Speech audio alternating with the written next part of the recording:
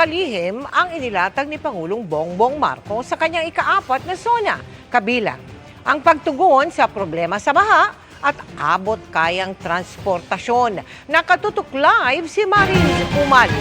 Mariz? Mel, wala raw sasayanging panahon ang gabinete sa pagtugon sa direktiba ni Pangulong Bongbong Marcos sa kanyang ika-4 na State of the Nation address.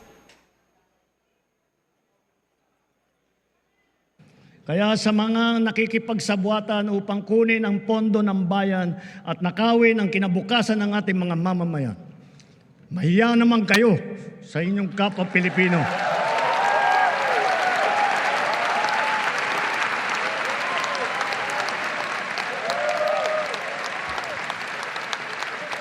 Mahiya naman kayo sa mga kabahayan nating naanod o nalubog sa mga pagbaha.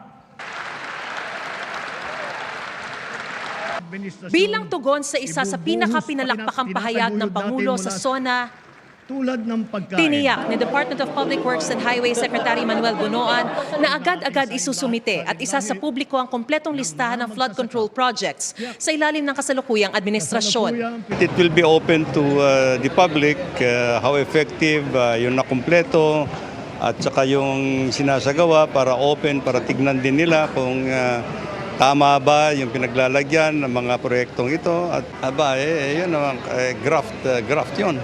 Graft and corruption yun. Hindi dapat sa mga magkaroon ng legal, mga legal process and sanctions yan.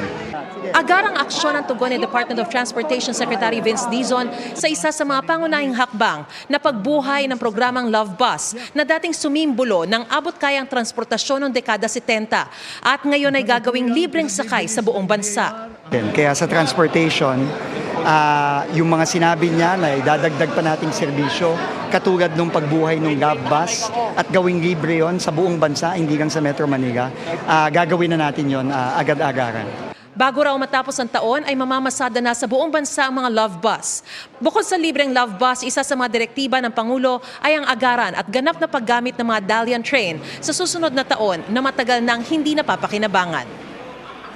Mel, sa dami ng mga infrastructure projects na pinanggit ni Pangulo sa kanyang SONA, hindi niya naidetalye kung saan kukunin ang pondo. Bagay na aabangan daw ng mga nakinig na mga mambabatas para ito ay mapondohan. At yan ang pinakasariwang balita mula pa rin dito sa Batasang Pambansa.